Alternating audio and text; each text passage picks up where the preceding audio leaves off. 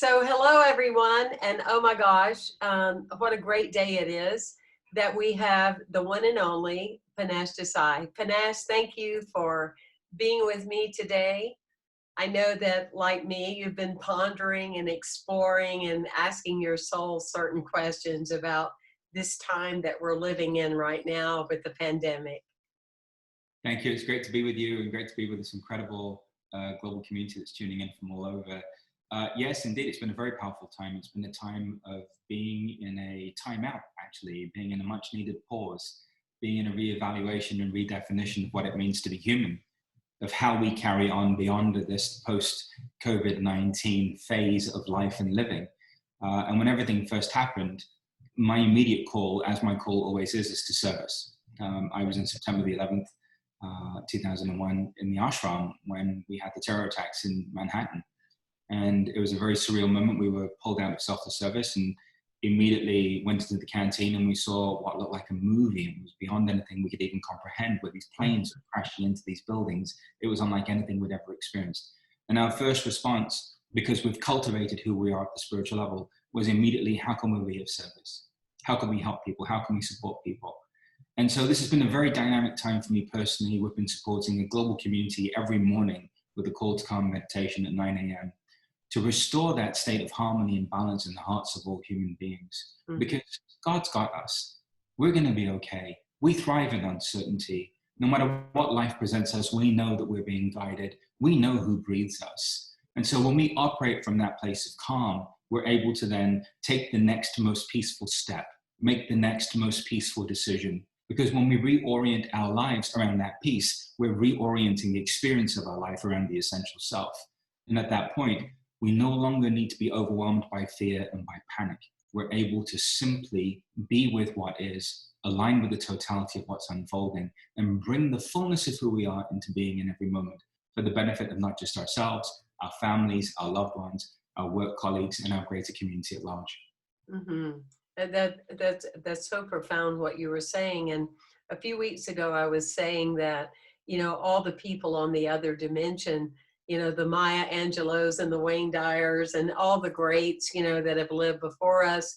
I said, you can imagine them kind of observing us currently now on the planet and them thinking they really needed a long time out. Our Mother Earth has been crying for quite some time, if you will. The planet has needed our attention. And it really does take a length of time of the silence. I believe you're talking about 9/11 happened when you were in the ashram. I don't know about you, but, as children, we all started out, I know that you've got your beautiful children, and they start out being afraid of noise. I mean, as children, we're terrified of noise, but as we become adults, we're almost terrified of silence. Yeah, because we're afraid of, you see, what we're the most afraid of is who we really are at the deepest level.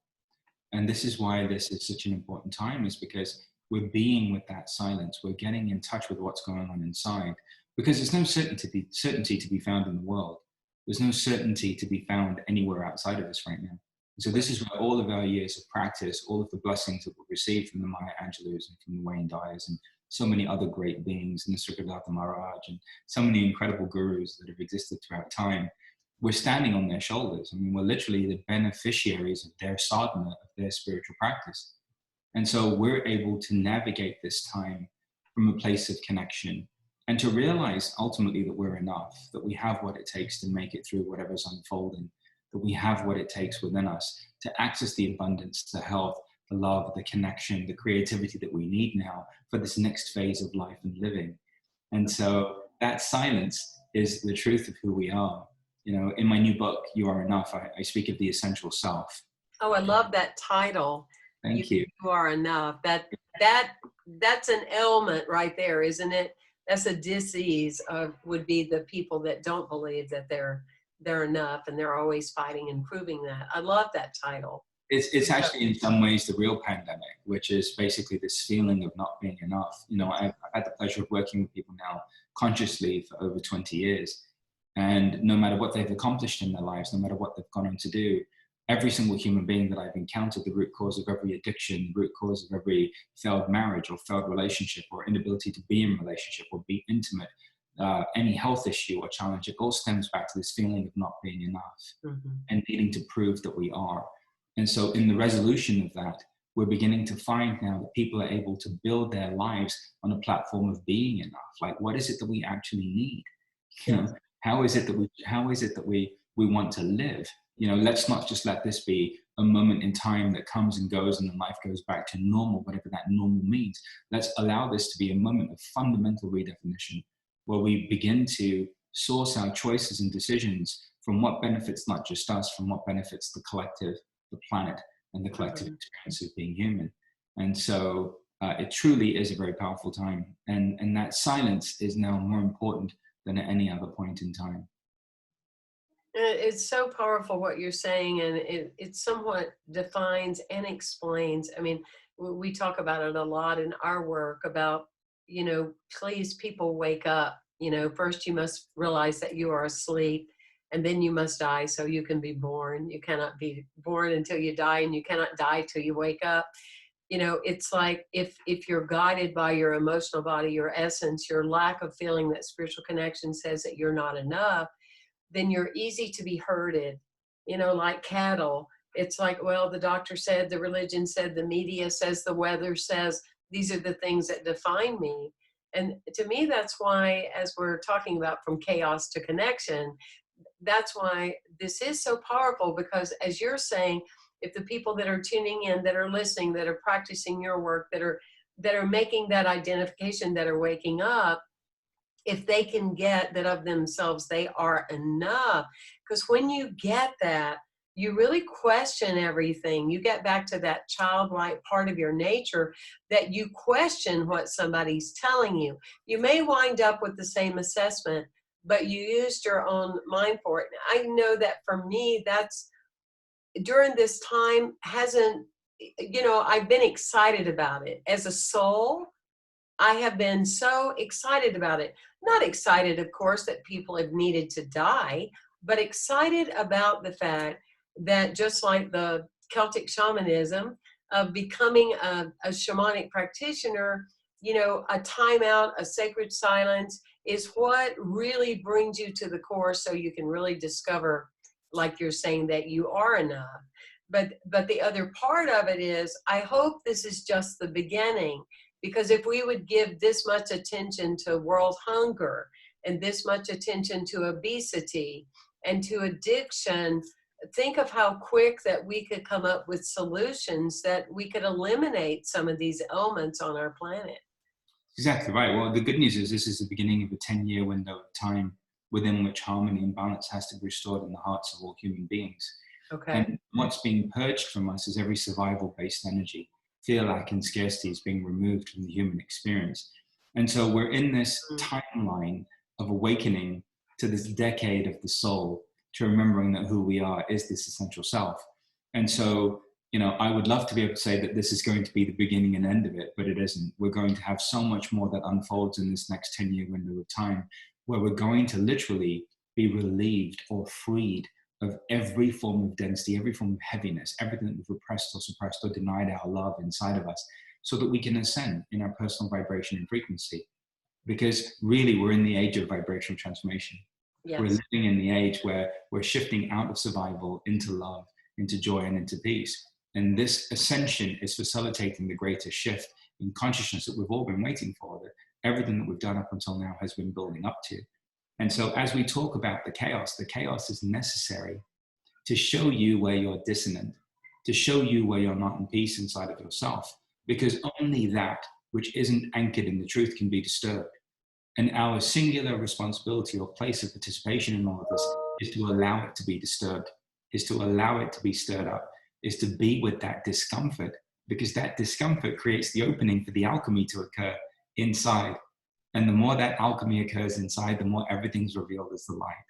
And so I, like you, have been very excited in and amongst dealing with the reality of people transitioning, people dealing with their businesses, people making some very hard choices right now, but recognizing that those very hard choices and these souls that have chosen to transition at this particular time, are doing so in order for us to wake up as well. So every time I see that somebody's transitioned, my commitment to that soul that transitioned is to not waste this time, is to make all the shifts that I have to make internally. Every time somebody's business is shuttering or something's unfolding on an economic level, my commitment is to make sure that we evolve beyond survival in every way, that we're able to actualize our potential, that we're able to take everything that we've known, everything that we've read, everything that we've been told over and over again, and make it the moment-to-moment experience of our reality. And that's the possibility, the potential that we have now. And it's so powerful. And as like you're saying, I mean, that it's not in vain. You know, that this moment that we just doesn't, that we don't cling and hang on to what getting back to the norm is, that we'll actually even give up that conversation, just forget everything that we've been. It's an open playing field. Okay, what pieces are we going to pull in now? But and that was one reason I look forward to talking to you, because I, you know, followed your work through the years, and I know how truly aligned that you are, and you're grounded in your core. And when it was so funny, at Easter, one of the reporters called me and asked me, you know, what did I want to say about Easter, you know, and what are the comments that you would like to make? And I went, this is the most exciting resurrection ever. It's the best one we've ever had. And she goes, tell me more, tell me more about that. And she went, I've never heard anybody say that. You know, there's so much fear and there's so much drama out there. Nobody puts it that way. And I went, well, this is the greatest one that we've ever had, because we truly have the opportunity to die in all these falsehoods and limitations and the fear and everything that we've had, and really be born into something else. And that's just so invigorating. And so, Panache, with you, you intuitively get a sense that we're talking a 10-year window, or is there other reasons you feel that, or you just know what you know inside? I've always known that we would be moving toward this decade of time, and that this window of time, this 2020 to 2030, maybe 20 Okay. years, the window is the most important window. And so everything that I've been sharing my whole life has been in preparation for this time. Mm-hmm. So the community that I've been with has already been prepared for all of this, because they've heard me talk about this now for years. And actually, so many of them are now saying, well, you used to talk about this 4 years ago, and it's happening. And I'm like, yes, this is why we have been prepared, so that we can go through this peacefully. The more we're able to remember who we are, the more we're able to remember that who we are is pure awareness, pure being, and pure potential. That the mind is an activity inside of that field of awareness, that the emotions are activities inside of that field of awareness, as is the body. But who we really are is this luminous presence. And what's being resurrected, or what we're returning to, is the truth of that luminous presence, that part of us that's infinite and eternal, that part of us that when we tap into on a feeling level feels like peace in our hearts. And this is where we have the opportunity now. Because you know what? Life may go back to some semblance of quote unquote normal, maybe. But you know what? The question is, are you going to allow it to be that again? And the bigger responsibility that we have as a spiritual community is to become completely accountable and responsible for every experience, for every thought, for every feeling. Because in oneness, life is as we are.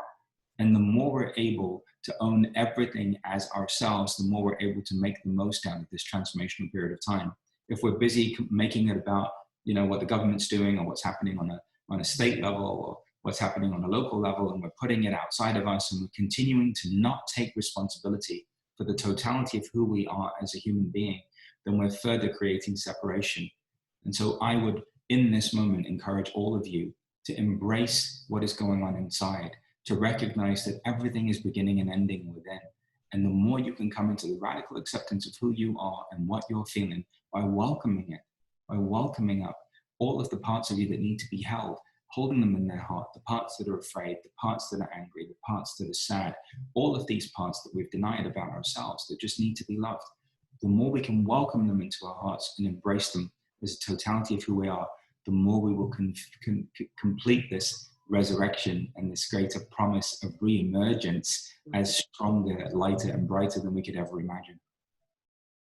So bringing up all the awarenesses of the viruses that you do have, being grateful that you don't have COVID-19, but be real enough and authentic enough of what are your other viruses, the voice that's never spoken through you, the power to claim your life, the ability to be successful, or to find true happiness, all of those things. Now, you had mentioned with your book, is it out? You Are Enough? Has it come out Yeah. yet? It came out in February. It became a national Well, bestseller. excuse us, talk about timing, right? Yeah, I know. It came out in February. It became a national bestseller. And the following week, we had the global pandemic, declared by the World Health Organization. And so I literally pivoted out of being on the 22 city book Oh my tour gosh. to all of a sudden just being of service and supporting a global community. And so it's been an amazing time. And for those people that were able to get their hands on the book before we began self-isolating and self-quarantining, this has been so powerful for them because it's almost become like their companion through this crisis. Mm-hmm. And they've already been able to go through this pivot back into presence, back into peace, back into the truth of who we are. And for me, really, it's about returning to that samadhi, that state of union, that state of connection, and recognizing that that's available to us all right now. That's the end result of all of this, is that we're going to come back to this place of connection and light and presence that is just beyond everything that's playing out outside of us. And so it's been a powerful time for people. It's been a powerful time for myself personally. And I'm very grateful that people are continuing to support the book and continuing to dive into it and allowing it to impact them and to transform them out of this lie of not being enough into the truth of realizing that they always have been, and they always will be. I just love that. And I love your excitement about it, and the way you empower others by the way that you approach that. And like you, I've been exposed to a lot of spiritual leaders and thought leaders in my life, but it's always magical to connect with someone like yourself, that you remain humble. I always say there's a big difference between being full of spirit and being full of yourself. And so your humility is magical, and it really it touches people's hearts. I know all over the world. I'm very grateful, to the work that you do.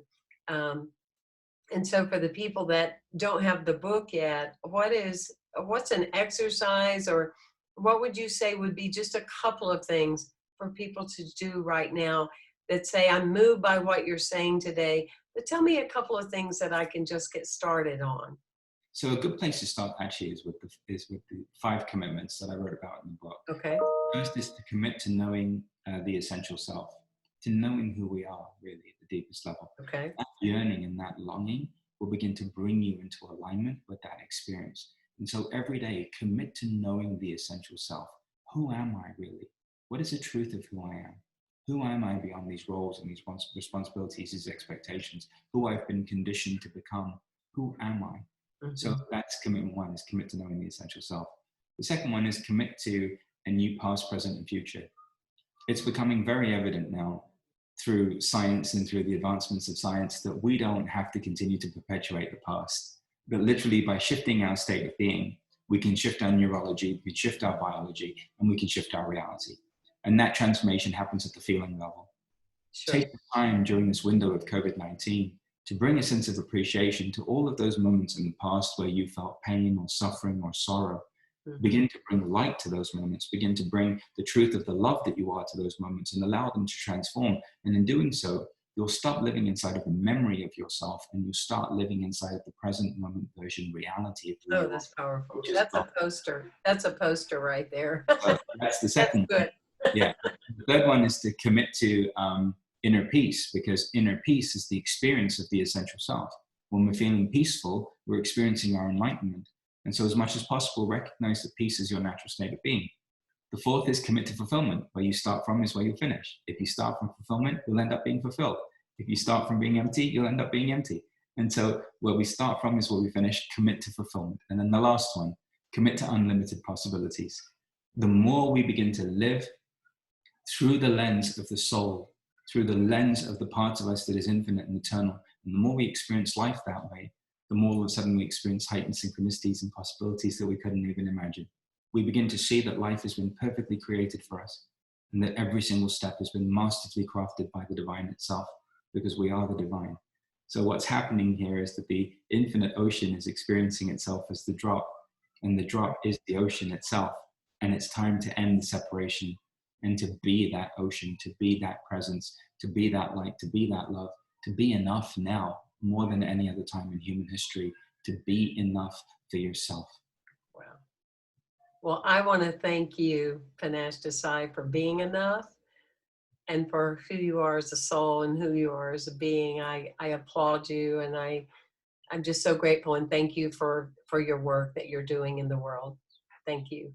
Thank you so much. It's just great to be with you and great to be with everybody. And I can't wait to be with you all in person soon. And Thank just you for warning, being with I'm us. going to hug you all and it's going to be uncomfortable. I'm going to hug you for longer than you're meant to hug someone for. And I may even shed a few tears, but I'm just warning everybody right now. I'm warning you all right now. Isn't that the truth? I can't wait to hug you. I can't wait to hug. You know, it's just like, oh my gosh, it's going to be so exciting. It's going to be like when I first came out of the closet and realized that publicly I could hug my wife and that it would be okay. Oh, to hug again. How special is that? Bless you so much. Thank you again for being with us. Thank you.